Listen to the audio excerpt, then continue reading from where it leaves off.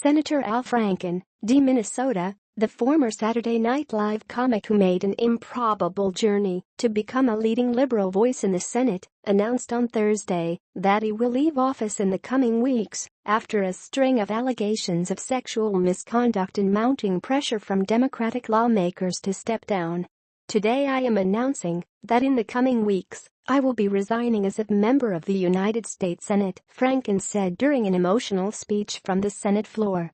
"I, of all people, am aware that there is some irony that I am leaving while a man who has bragged on tape about his history of sexual assault sits in the Oval Office and a man who has preyed on underage girls is running for the Senate with the full support of his party," Franken said, referring to President Donald Trump, who has also been accused of sexual misconduct, and Roy Moore, the Republican candidate for Senate in Alabama.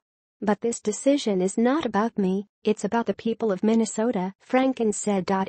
His announcement comes a day after Democratic women led the charge of 35 Democratic senators who called on their embattled colleague to step down, and 3 days after Representative John Conyers, a Michigan Democrat who was also accused of sexual misconduct, announced he was resigning following calls from leaders in his own party to quit.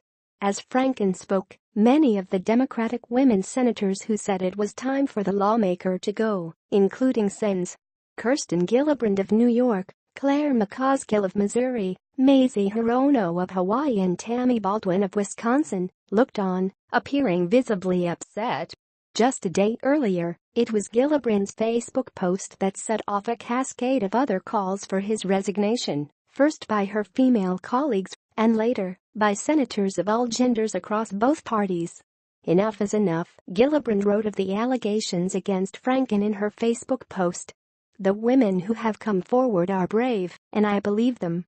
In November, Franken, a two-term senator, was swept up in the fast-moving avalanche of sexual misconduct and harassment allegations that have led to high-profile firings and resignations of a number of powerful men in Hollywood and the media.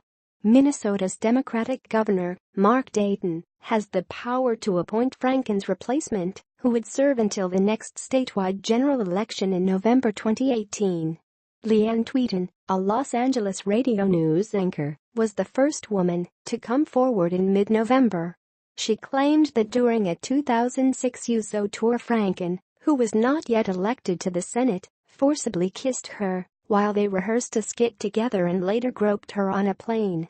An alarming photograph backed up her accusation. After Tweeden told her story, several more women come forward to allege that Franken had groped them in public settings, prompting Franken to issue an apology as well as support a Senate Ethics Committee inquiry into his behavior. "I've learned from recent stories that in some of those encounters, I crossed a line for some women, and I know that any number is too many. Some women have found my greetings or embraces for a hug or photo inappropriate, and I respect their feelings about that," he said. But a Politico report published Wednesday morning marked the beginning of the end for Franken's colleagues.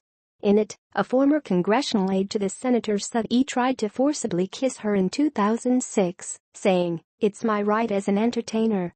Franken forcefully denied the account, which has not been verified by NBC News, but by the end of the day, 35 senators, including Senate Minority Leader Chuck Schumer, had issued statements calling for his ouster.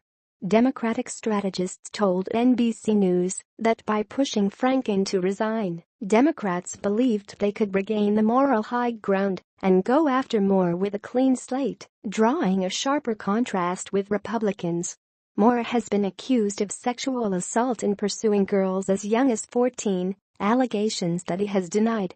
Trump, who endorsed Moore and said the former Alabama state judge would do very well in the Senate, has also denied the number of allegations against him, with the White House maintaining in October that the women who have accused the president of sexual misconduct are liars.